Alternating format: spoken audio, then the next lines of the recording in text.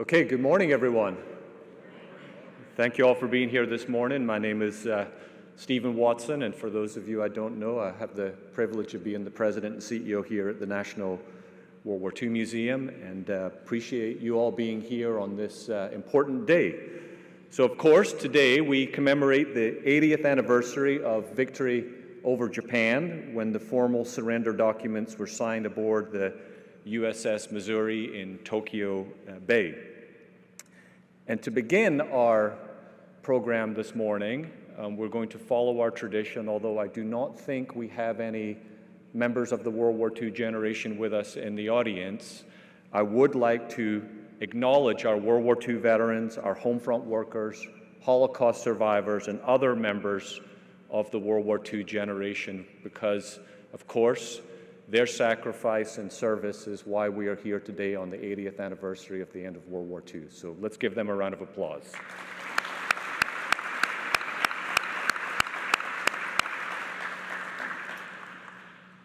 I'd also like to thank all veterans and active duty military service members who are with us and your families for the important role you play in supporting our veterans. So would you please stand or wave, and so that we could acknowledge you for your service to our country. Thank you.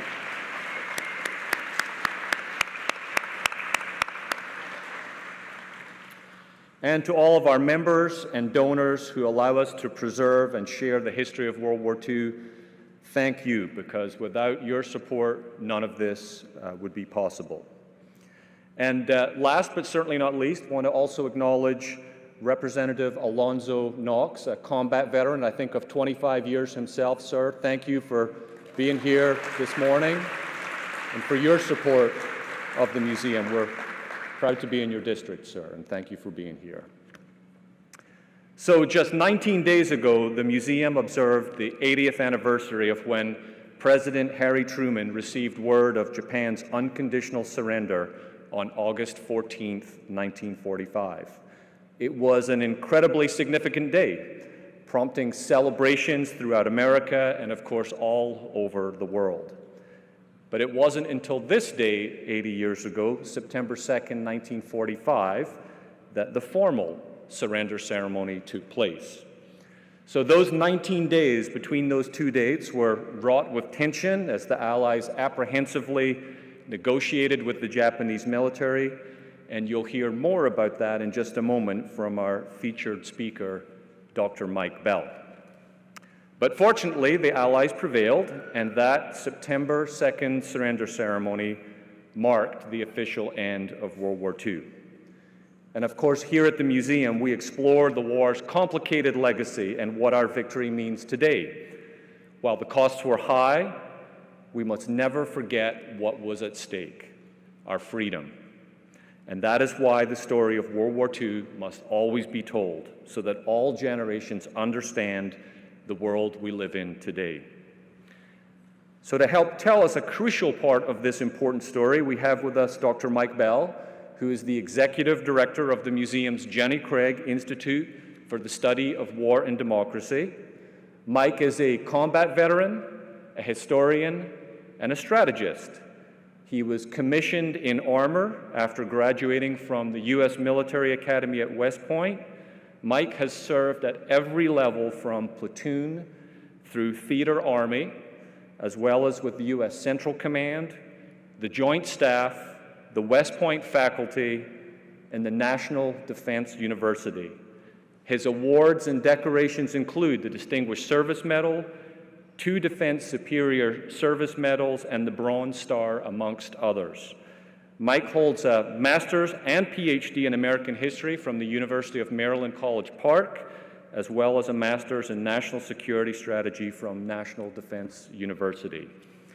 Previously, he served details to the Office of the Secretary of State and has served as a National Security Council Director and Special Assistant to the President of the United States. Since joining the museum in 2021, Mike has overseen the Jenny Craig Institute and its ever-expanding portfolio of initiatives focused on higher education, lifelong learning, and military and corporate leadership. So we are proud to have Mike as a part of our team, and now it's my pleasure to welcome him to the stage to share more about the official surrender of Imperial Japan and its lasting significance. Thank you.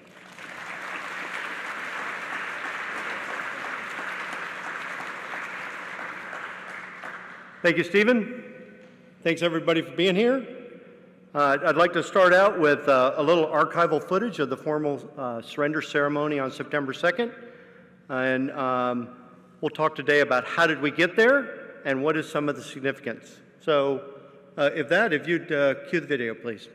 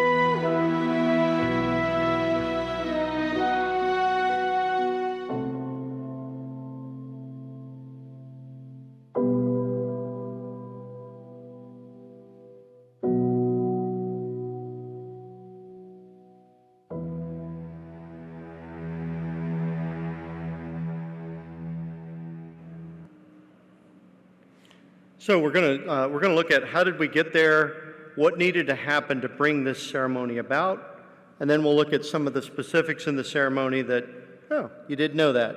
And so, a lot of this was apprehension, danger, uncertainty.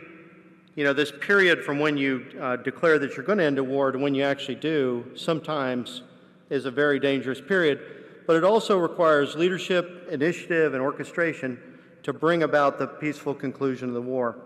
Now, to set the stage, we'll kind of review really briefly the period from the Potsdam Declaration up to 15 August, just so folks go, oh, didn't know that. At Potsdam, Truman and Churchill draft a public declaration, an ultimatum for Japan's unconditional surrender. They get Chinese agreement, and after they secure that, the text will be issued publicly.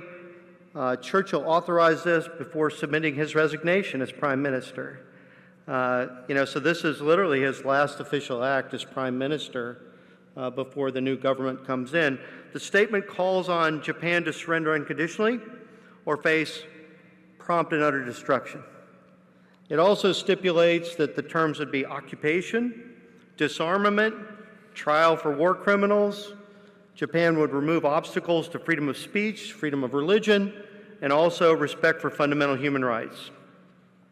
The Potsdam Declaration was released publicly that evening, 26 July. The Office of War Information, OWI, radio station on Saipan immediately began transmitting the terms to the Japanese people. And, by the way, OWI also had civilian psychological warfare team on Saipan, and they're busy printing leaflets of the Potsdam Declaration. B-29s would drop 3 million of those leaflets in the next couple days. And so how do you get the word to those people? What do the leaflets look like? On 28 July, the presses on Saipan were busy producing notices to Japanese civilians to evacuate 35 cities, which were scheduled to be bombed in the next few days. So Hiroshima, Nagasaki, 33 other cities. They dropped 1 million of those leaflets in the next couple days.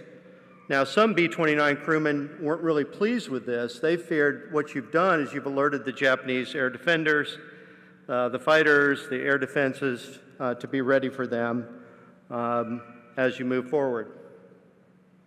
These follow with the Hiroshima attack on August 6th. The Soviet Union declares war on August 8th, and on August 9th, the Red Army moves into Manchuria, and there's the bombing of Nagasaki.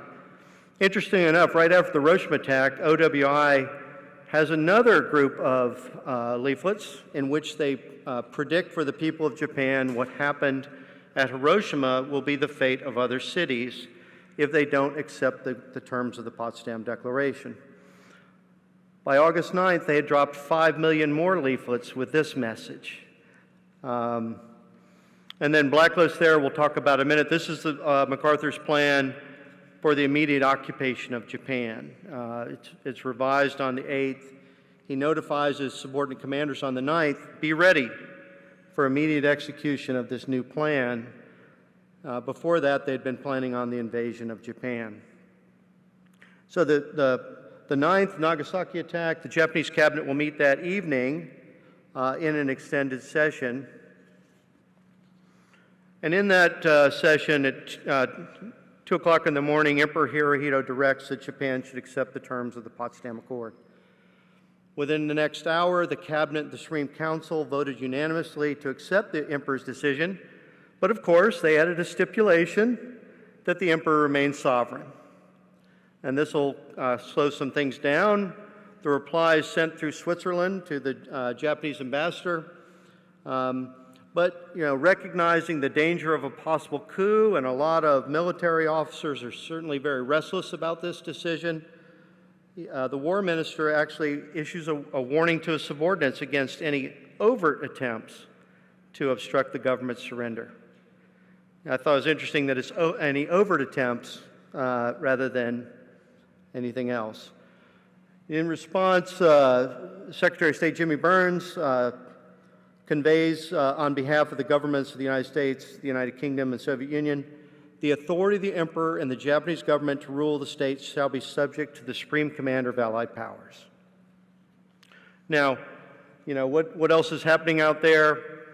The Japanese received that reply on the August 12th in the Pacific. Immediately, the OWI is broadcasting again. Here's the terms out there. Your government has accepted these. Very interesting how they're deliberately trying to shape public opinion. Of course, internally, there's military opposition to accepting the Allied terms. They see that being under the Supreme Commander's orders would be vassalage, and are trying to find ways to prevent the surrender decision.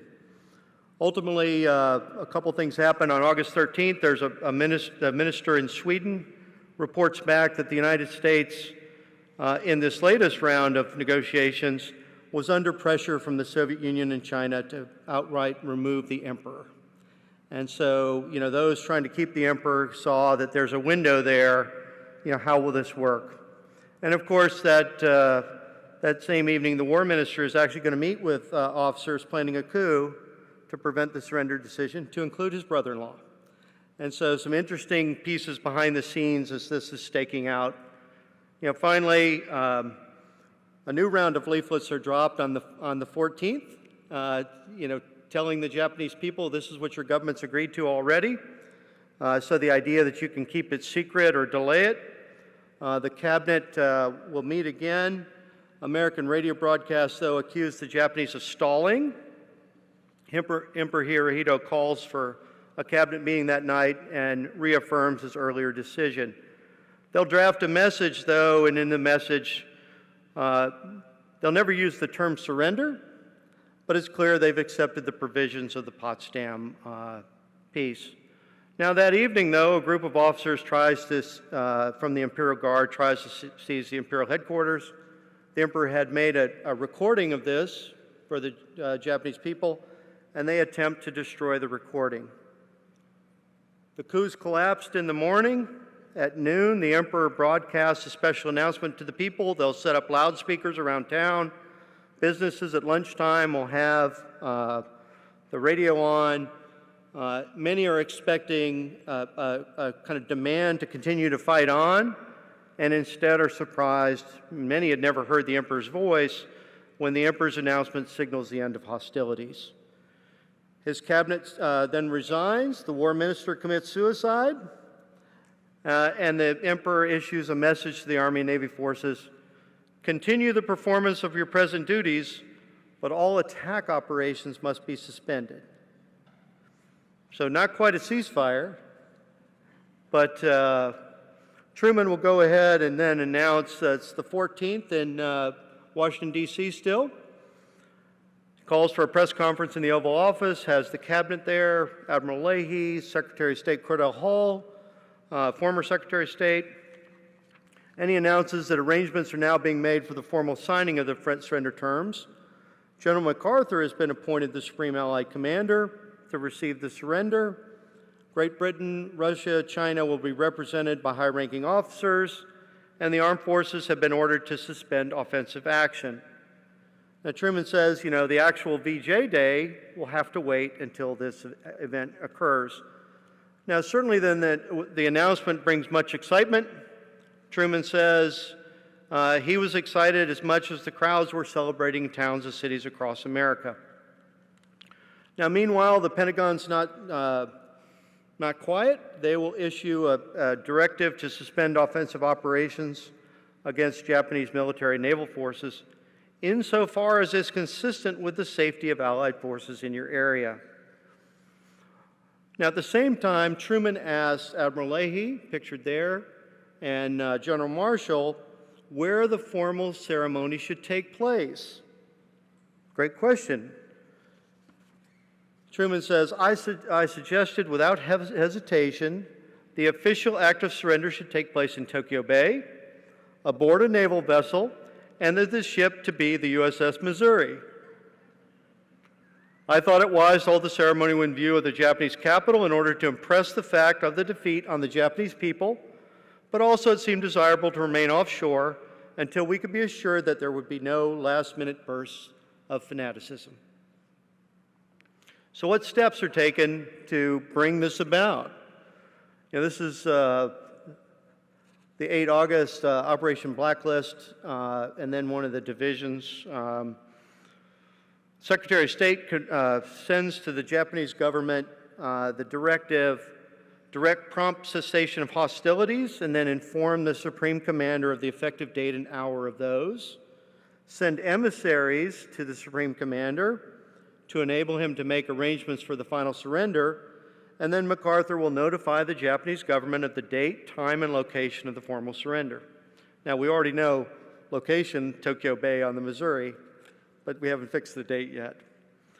Now, once MacArthur received that designation from the President, he issued orders to begin implementation of Blacklist, and then the plan would be to occupy Japan and southern Korea.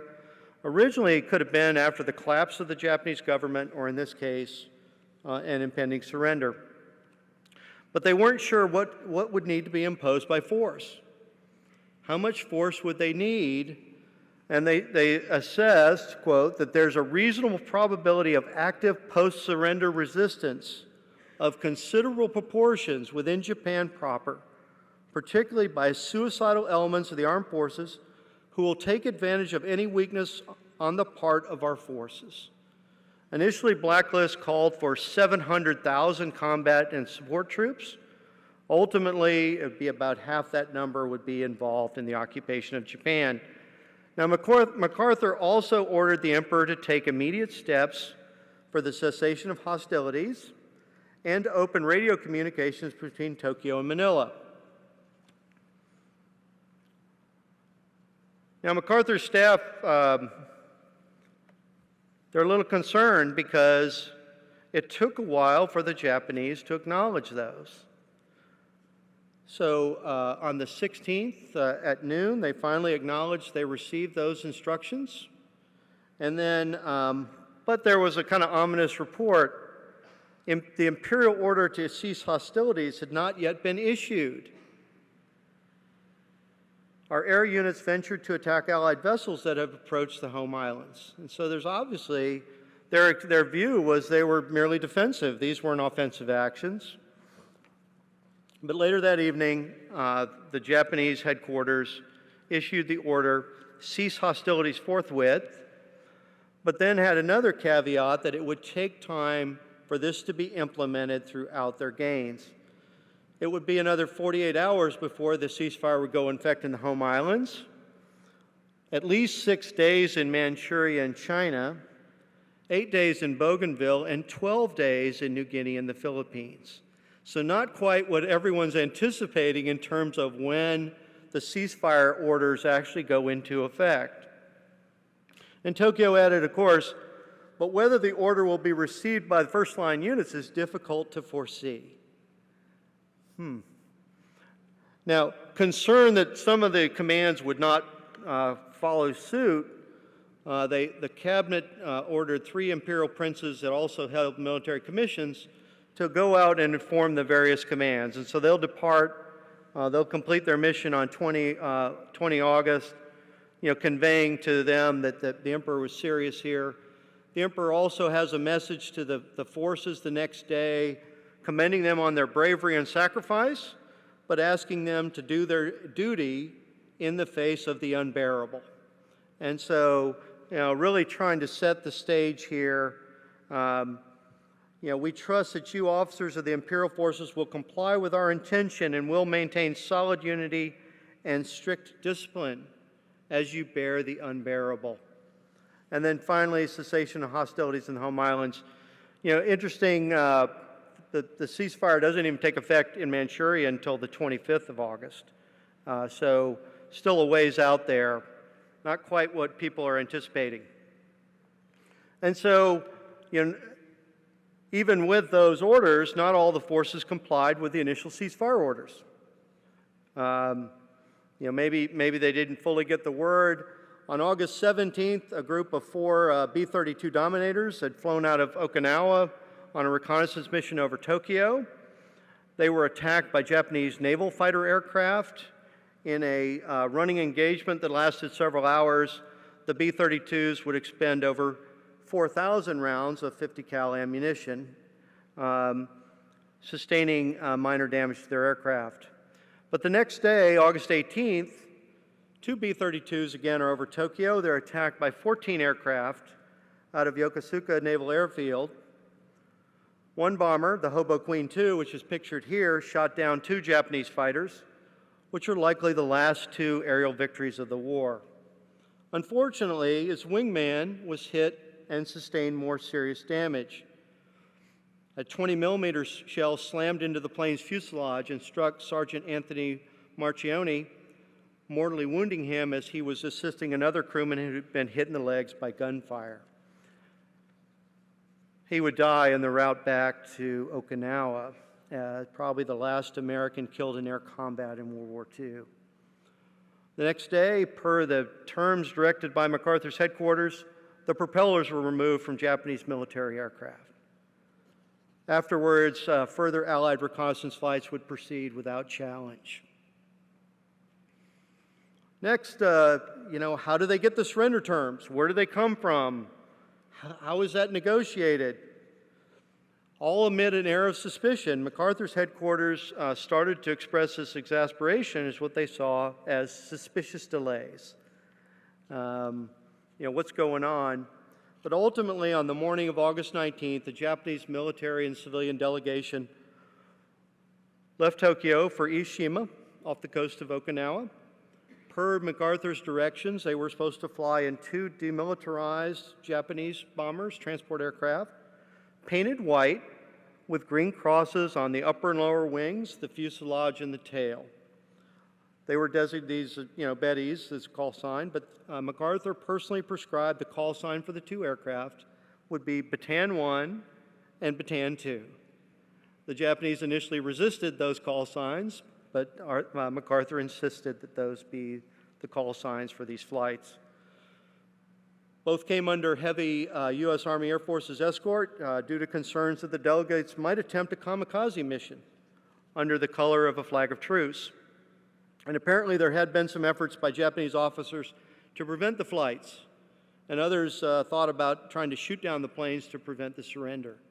The commander of the Naval Air Unit where the aircraft took off committed suicide after he was unable to actually destroy the 2 aircraft prior to the flight. Now, as they got to Ishima, they circled 3 times. The Green Cross planes landed. The delegation came out, and the envoys soon were whisked aboard a C-54, which would take them to Manila. MacArthur brought them downtown Manila so they could see the rubble, the second most destroyed Allied city after Warsaw. And then in negotiations, they produced 4 documents. The documents outline the spearhead of the occupation, the formal surrender ceremony, and the subsequent reception and duties of occupation forces. They agreed Allied aircraft could fly day and night surveillance over Japan and Japanese-controlled areas, that Allied aircraft could drop supplies to United Nations prisoners of war and internee camps.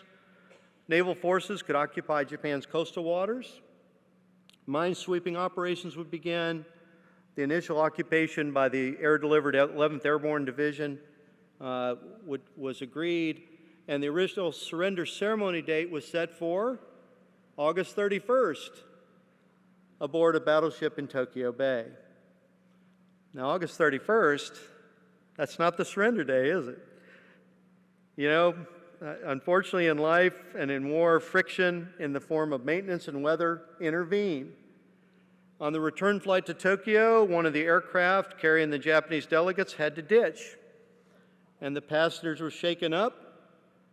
Ultimately, they spent the night trying to arrange transportation into Tokyo, and they eventually made it. Prime Minister Kuni had stayed up all night wondering whether some of their air defense units had shot them down, or if something else had happened. Ultimately, when he reviewed MacArthur's terms, reviewed them with the Emperor, he said the Emperor was quite relieved. American occupation policies had taken the Japanese by surprise. They were not as severe as had been feared. The American decision to reserve all Japanese food resources for the Japanese people was completely unexpected and created a favorable impression, according to the Prime Minister. But meanwhile, a succession of typhoons led MacArthur and his staff to delay the implementation of Blacklist by 48 hours. On August 25th, MacArthur's headquarters shifted the date of the formal ceremony to September 2nd. So that's how you get the 2nd. And as I mentioned, on August 25th, the same day, the ceasefire in Manchuria finally went into effect. So what about the POWs? At the end of the war, there's more than 12,000 American POWs, in addition to United Nations POWs, scattered in camps across the Pacific. Some are in desperate shape. Expedited efforts needed to identify and supply the camps began. On August 25th, the carrier Belleau Wood launched an aerial recon over Honshu and Hokkaido to search for and identify the various camps. Now, intelligence-wise, we'd known some of the camps, but certainly not all of them. And the intelligence picture over Japan was certainly not what we'd expect today in that process. MacArthur had ordered Japanese officials to count for all POWs in their hands and to visually mark each camp installation by painting the letters PW on the roofs of sites where prisoners of war were being detained. So you kind of go under, who painted that? Well, the Japanese did. Allied planes dropped leaflets to known camps with the news that the war was over. This is one of the leaflets. The leaflets urged the prisoners to remain in place and that help would soon be on the way. For many, it would be the first news that the war was over. Now, on August 27th, those aircraft from the Belleau Wood dropped 4 bundles of supplies and medicine to a camp in Honshu, and then that day made 4 more drops to other camps. The next day, the Navy dropped 12 to several camps, and of course, one camp, in good POW fashion, signaled for food and cigarettes. And then on August 28th, aircraft from the WASP joined in and conducted very successful relief flights, as their log says. Meanwhile, the Army Air Forces ramped up from August 28th until September 20th. Their B-29s, assisted with B-17s of the 20th Air Force, flew 1,000 missions and dropped 4,500 tons of food, clothing, and medical supplies to the camps. Successful drops were made to 158 camps during this period. So, but you know, it have to acknowledge the missions, however, also cost the lives of 77 airmen who were killed during the operation. And so still plenty of danger. A few were killed on the ground from the drops, others from maintenance failures from the aircraft as we went forward. So what about the advance party? On August 28th as well, the same day the WASP was conducting those flights and the Air Force started its major relief effort, 150 American troops landed in Atsugi, having flown in from Okinawa. This is the advance party of the preoccupation. Only the Army can come up with those terms, right? The party's under Colonel Charles Tench. He's pictured there at the left. He's an Army engineer assigned to MacArthur's headquarters. He's got 30 officers with him, 120 troops, some in combat gear. Meeting him, a Japanese lieutenant general, interesting enough, had led the survey team after the attack on Hiroshima to confirm that it was indeed a nuclear device that had taken place there. Early that morning, a number of formations of Grummins and Corsairs had flown over the entire Tokyo Bay and Atsugi area. The advance party came in 3 flights of 15 or 16 transports, all escorted by 10 Hellcats. And so a pretty significant display of force. What are they trying to do? It's preparations for the 11th Airborne troops to arrive in 2 days. Army Air Force's technicians, emergency communications, but in particular airfield construction equipment and supervisors who set about, with the help of Japanese workers, to expand the landing strips to accommodate B-29s and C-54s.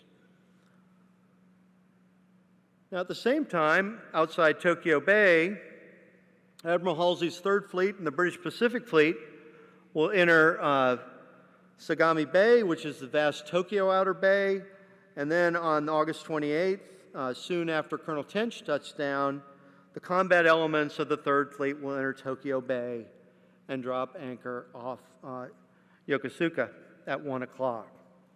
Now, interestingly enough, you kind of think of this as an admin move, but during the movement of the 1st Task Force, 2 other naval task forces stood by to provide fire support. Carrier planes conducted a demonstration, quote, as to discourage any treachery on the part of the enemy. And those were reinforced with combat air patrols, direct support aircraft, and then patrols over the airfields in the region, really to reinforce awareness of the Allied presence. Now, Rear Admiral Robert Carney, Halsey's Chief of Staff, had the comment you see up there. We must be constantly vigilant for overt treachery. They are always dangerous. So some concerns about how these folks will be met. Now that night, the first night at anchor, there's a fresh reminder to the fleet of Japanese brutality. 2 British POWs in a small boat come out into the bay and they hail one of the picket ships. They're taken to the cruiser San Juan, which was the command ship of the specially constituted Allied Prisoner of War Rescue Group. Now, their reports are immediately confirmed by the International Red Cross representative, and Halsey orders the rescue group in Tokyo Bay to stand by for action on short notice. The next day, Admiral Nimitz will arrive by seaplane from Guam, and he authorizes Halsey to begin rescue operations immediately. He tells Halsey, "Go ahead, General MacArthur will understand." Now, special teams in Higgins boats, guided by carrier aircraft, began the task of bringing in Allied POWs from the 3 camps nearby. By 1910, 7:10 that night, the first POWs arrived on board the hospital ship Benevolence, and by midnight, 739 POWs had been recovered already. Now, after evacuating the camps in the Tokyo area, San Juan and the task force would move on, and over the next 2 weeks would liberate more than 19,000 Allied POWs. Now, that evening, the 29th, was the first time the ships of the fleet are illuminated. The order, of course, had to be repeated several times because the ships didn't want to turn their lights on. And it's, they noted while some of the apprehension lessened, lookouts are still posted, radars continue to search, and the ships remain alert. On the morning of the 30th, MacArthur wanted a simultaneous Army-Marine landing. That morning, the paratroopers of the 11th Airborne began arriving in Atsugi in planes landing every 3 minutes. Early in the afternoon, MacArthur arrived. Of course, there's photographers and newsmen on hand. The soldiers from the 11th Airborne cheered. MacArthur made the comment, "Melbourne to Tokyo was a long road, but it looks like the payoff." Now, in the flight to Atsugi, though, MacArthur told his senior commanders and staff to take off their shoulder holsters. He tells his staff, take them off. If they intend to kill us, the sidearms won't matter. As he notes, there's over 15,000 Japanese troops in the area. Not much you can do. Winston Churchill is going to make the comment, you can never go wrong with a Churchill quote, right? "Of all the amazing deeds of bravery in the war, I regard MacArthur's personal landing at Atsugi as the greatest of the lot." So not too shabby as he comes out there. Now from here, they're going to move to the temporary headquarters of Yokohama. Lining the route are nearly 30,000 Japanese troops with fixed bayonets, with their backs facing the convoy. Was considered a sign of respect, but they're also there to prevent rogue elements from trying to disrupt the surrender preparations. And so kind of a dual purpose there.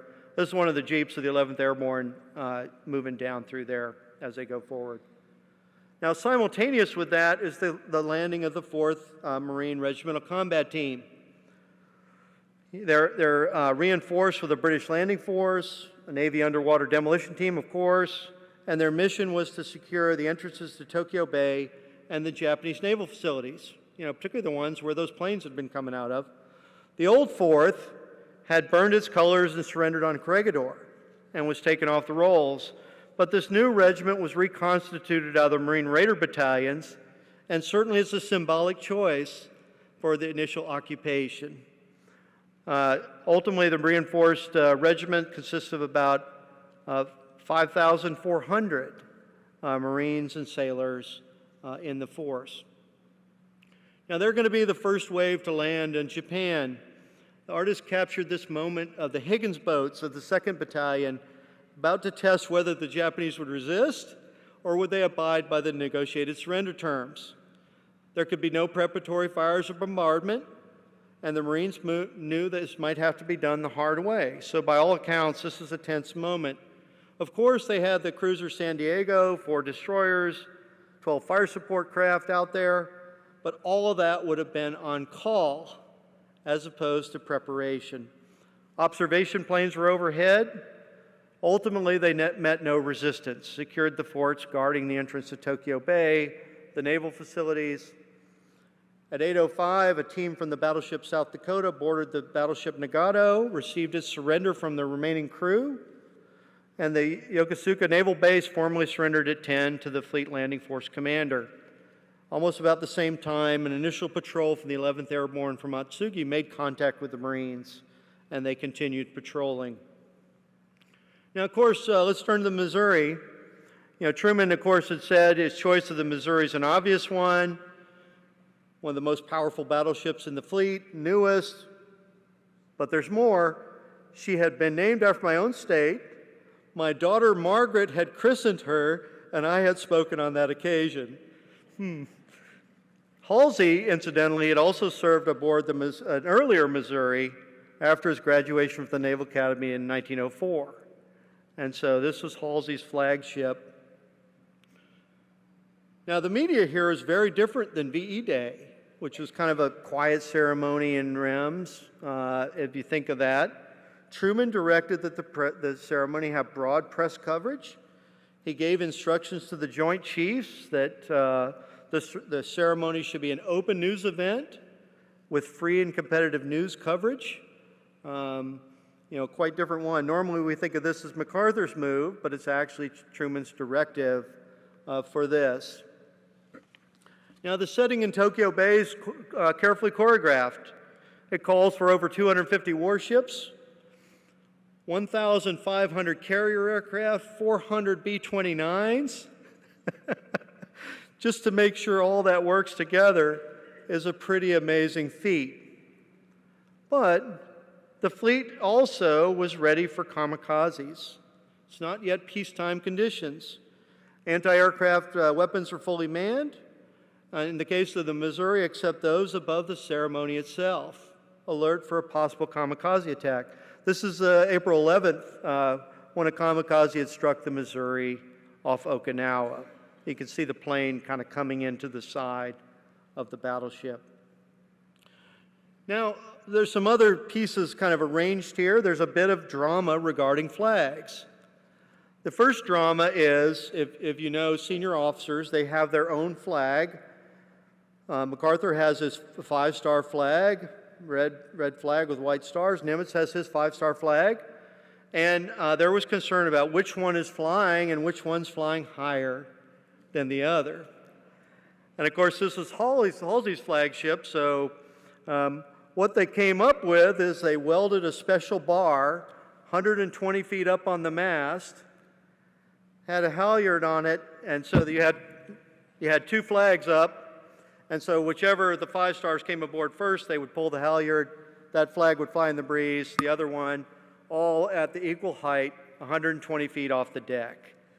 And so that was pretty impressive, but probably even more impressive is this one, the Perry flag. This is the flag that Commodore Perry flies in 1853 when he enters Tokyo Bay. Halsey had contacted the Naval Academy Museum on August 23rd and said, wouldn't it be great if you could send the Perry flag out for the ceremony? Of course, the officer mail center in charge of couriers for top secret documents tasked this guy, Lieutenant Bramer, 9,000 miles later, he lands in a PBY near the Missouri with the flag. Of course, Halsey asked him if he'd like some lunch and if he's going to stay for the ceremony. Since the flag is so fragile, Halsey put it in a glass case, and they actually displayed it different than is normally displayed. In this case, they wanted it to look like it's mounted backwards, so it's flying forward into battle, the way it's depicted. And so there's the flag. You'll see it again in a moment. The other flag on the ship, despite the stories to the contrary, is just a U.S. government-issued flag from Guam. It's not a special flag that flew over the White House on Pearl Harbor Day or something else. So there's the flag drama. Tables and chairs. Admiral Fraser of the British fleet had donated a mahogany table and 2 mahogany chairs for the ceremony. Pretty nice. But the documents arrived that morning before the ceremony. They had been prepared by MacArthur's team in Manila on parchment from a monastery. One's leather-bound, the other's canvas-bound. But the documents are 20 by 40. The table was only 20 by 20. And so they immediately realized that this is not going to work. What do? The ceremony's about to start. So the captain quickly grabs 4 sailors. They go to the wardroom. Of course, the tables are all secured down on the floor, so you can't get a table. They go down to the crew mess. They just finished breakfast, and there's a table. They grab the first table, bring it up. They go to the wardroom, grab a green tablecloth, throw it on there. Of course, the cooks protest. Hey, where are you taking our table? Don't worry, you can have it back later. And they set it up. So this is not the table that was intended, but it's one right out of the crew's mess as it goes forward. The recon battalion from the 11th Airborne Division lines the docks at Yokohama as a color guard. The delegates, the photographers, newsmen would come out by destroyers to the ship. And then the Japanese delegation, they're actually going to arrive at 8:56 for a 9 o'clock ceremony. It's led by Foreign Minister Shigemitsu. He actually has a wooden leg from a terrorist bomb attack in 1932. And so the sailors, to rehearse this, they actually had a sailor with a broom strapped to his leg to simulate Shigemitsu trying to navigate from the small ship onto the Missouri, how long it would take. They still moved a little faster than the foreign minister. And then with him are delegations from the Army, the Navy, and the Foreign Ministry as they go forward. One of the diplomats said, "A million eyes seem to beat on us and pierce us with a million arrows." So certainly a tremendous challenge as they come on board. Now MacArthur is going to open the ceremony at 9:02. It starts with a prayer, a recording of the national anthem, and then a brief statement from MacArthur. He notes, "We stand in Tokyo today reminiscent of our countryman Commodore Perry 92 years ago." Of course, the flag's over his shoulder. His purpose was to bring Japan to an era of enlightenment and progress by lifting the veil of isolation to the friendship, trade, and commerce of the world. MacArthur added, "Alas, the knowledge thereby gained was forged into an instrument of oppression." At 9:04, then, the Japanese delegation signed. Now, first the foreign minister came, took off his silk hat, his gloves, but wasn't sure where to sign. You really don't hear it, but MacArthur yells to his chief of staff, "Sutherland, show him where to sign." And General Sutherland will come forward and show the foreign minister where to sign. And then the chief of the general staff will follow afterwards. Afterwards, MacArthur signs. He says, "Will General Percival and General Wainwright step forward and accompany me as I sign?" He takes 5 pens from his pocket, gives one to Wainwright, who had surrendered at Corregidor, one to Percival, who surrendered at Singapore. One goes to West Point, the other goes to Annapolis. He keeps one for himself and then pulls out a 6th one, a red pen, that's his wife's pen. And so in each case, he'd make a few notes and then hand the pens off as he goes forward.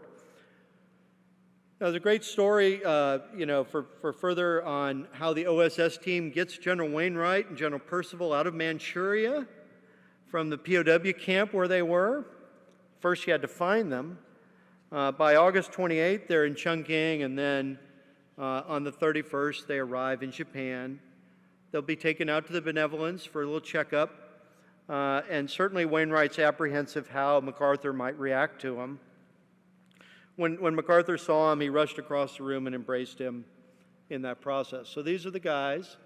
The next day, Wainwright will be in Manila for the ceremony, the Japanese surrender in the Philippines. Nimitz will sign for the United States. The other representatives will sign. And at 9:25, the Second World War is over. MacArthur later noted, "Today the guns are silent, a great tragedy has ended, a great victory has been won. My fellow countrymen, today I report to you that your sons and daughters have served you well and faithfully. They are homeward bound. Take care of them." Other ceremonies would continue across the Pacific. Now, usually you don't see it. Colonel Cosgrove, Lawrence Cosgrove, the Canadian rep, diplomat, but also a World War I officer, had lost his eye in the First World War. And he signed the Japanese copy in the wrong place. And so the Japanese delegation at the end weren't going to accept the document because it had some in the wrong place. So General Sutherland came forward, made some corrections, initialed. They were satisfied, and they happily went off with their canvas-bound copy. There's Sutherland making the corrections to the document as it went forward. Of course, the Japanese are surprised they leave with full military honors as they depart the Missouri, and an important step that sets the mood for the occupation and the expectations of the Japanese delegation. Certainly they had not expected to be treated honorably at this stage. And of course, there are souvenirs. The captain of the Missouri had these special cards made. He signed every one to make sure there were no extras. And then they broke the plate and threw it over the side afterwards. But this would allow those to show that they were there. And then finally, on the 6th, the surrender document makes it back to D.C. is presented at the White House to President Truman on the 7th. General Wainwright, and then we'll have a ceremony at the National Archives where it'll be exhibited there. As Truman had said on the 1st, this is a victory of more than arms alone. This is a victory of liberty over tyranny. I proclaim Sunday, September 2nd, 1945, to be VJ Day, the day of the formal surrender of Japan. From this day, we move forward. We move toward a new era of security at home. With the other United Nations, we move toward a new and better world of peace and international goodwill and cooperation. God's help has brought us to this day of victory. And with that, let's hit the film one more time. You can kind of see some of the points, and then we'll open it up for questions.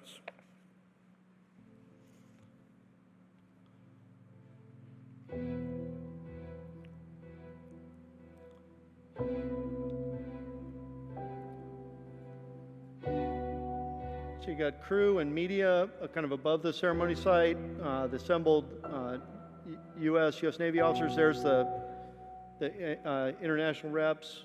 Foreign minister there bows to MacArthur's opening. He comes forward to sign.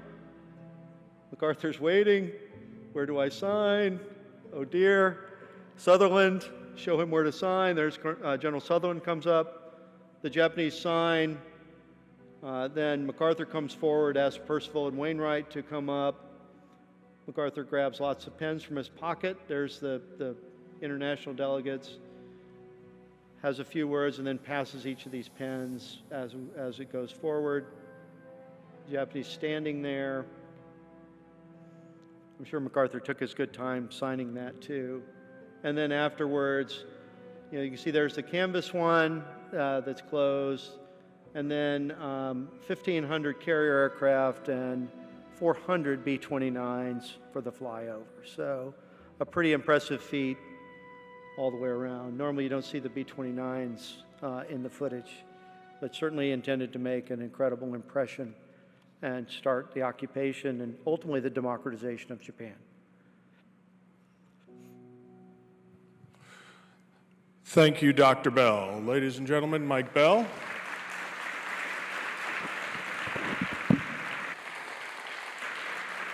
Also, thank you to our friends in the Media Center here at the museum, Amy and Meredith and the team that put the video together for this anniversary. If you have questions for Dr. Bell, please raise your hand. We've got time for a few before we let you all go get your lunch. Mike, we're going to start in the very front row, all the way to your right, please. Ma'am, I've got the microphone. Here you go. Where is the document now? Is it here or is it in Washington, D.C.? And is it visible for the public? So the document, it's at the National Archives. It's a great question if it's visible. I'm not sure. I'm not sure about that. I have to look. But and then the Japanese have their version, the one in the canvas, went to Japan. Mike, we're going to go towards the back to your right, please. Is there a listing somewhere of all the ships that participated in the signing in Tokyo Harbor? So you'll see on the Navy Heritage and History Command site has the 3rd Fleet ships listed. Any other ships that are there, 7th Fleet, other pieces, we'll have to go to theirs, but they have a full list of everything in 3rd Fleet to include the British ships, the Dutch hospital ship, the Australian ships as well. So you can literally go name by name down that list, and they have a great kind of rundown. That list for 3rd Fleet is, I think, about 208 ships, plus there's a few others out there as well. Go to the gentleman in the blue shirt to your left, Mike. Was there any Japanese left on any of the islands that did not surrender? Either they didn't get the word, or was it absolutely no shooting after the signing of that? There are certainly detachments that don't get the word, and there's others that don't believe the word. And so, even initially there's a back and forth where General Yamashita's headquarters hasn't received or acknowledged the order to cease fire. Yamashita's the commander in the Philippines. He still has about 40,000 troops kind of holed up across the Philippines. So there's a kind of tense period there. And then, you're going to have pockets that won't surrender. Certainly most of the units will have surrendered within 2 months. But there will be kind of those exceptions, the small holdouts.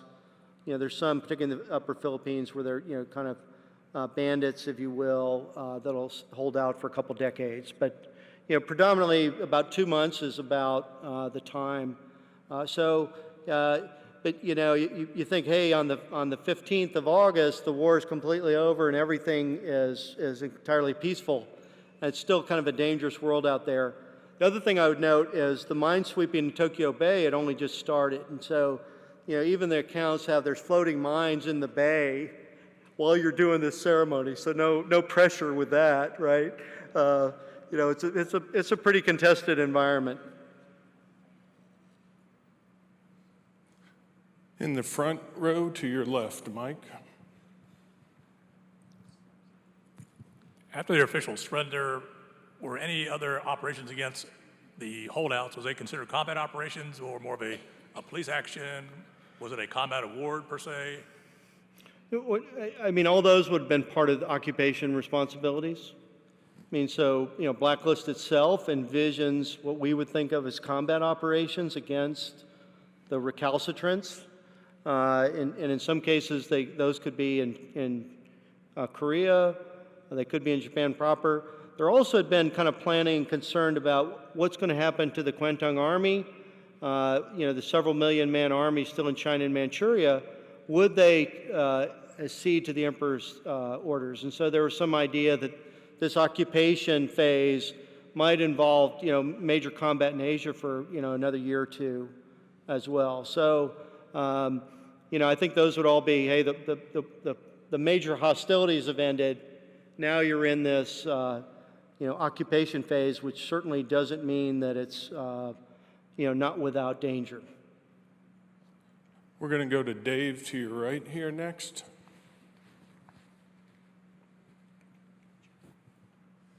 The officers that had planned, Japanese officers that had planned the coup, did they have a plan for the emperor? What were they going to do with the emperor?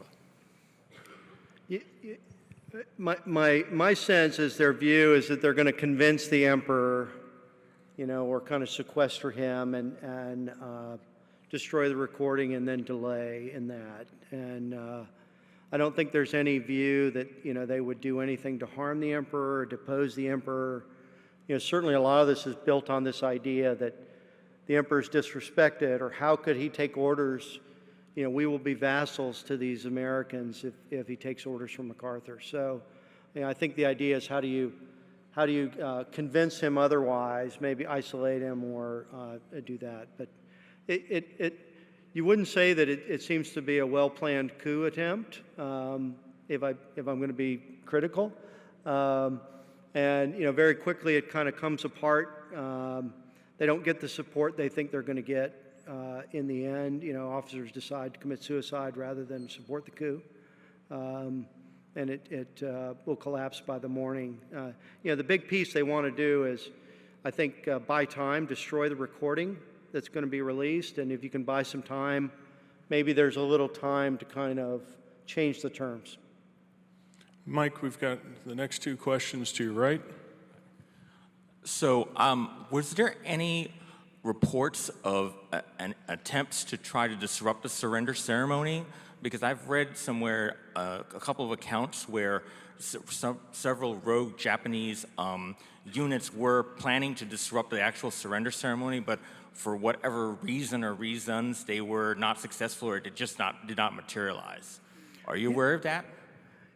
Yeah, certainly there's reports of preparations, and there had been a demonstration in Tokyo where several officers are killed a couple days before, but none, as you mentioned, none materialize, and I think we tend to assume none were going to there's no potential for anyone. In fact, there's there certainly is a possibility of that as the ceremony progresses. And I think in some cases, you know, this is kudos to the massive show of force and also the preparations they've laid down. Even the leaflet preparation of the Japanese population's perspectives, I think, have an impact on how the terms are received. Mike, last question, same row. Were any of the Japanese representatives that were on the Missouri later tried as war criminals? And if so, what was their outcome at the trial? Yeah, you know, offhand, I can't answer that one. I have to think about that for a minute. You know, certainly some are tried. Yamashita is going to be tried and executed. You know, the foreign minister's not. But yeah, it's a great question. I'll reserve that one. I have to do some more research on that. So, great question. I want to thank everybody. Thank you for coming today.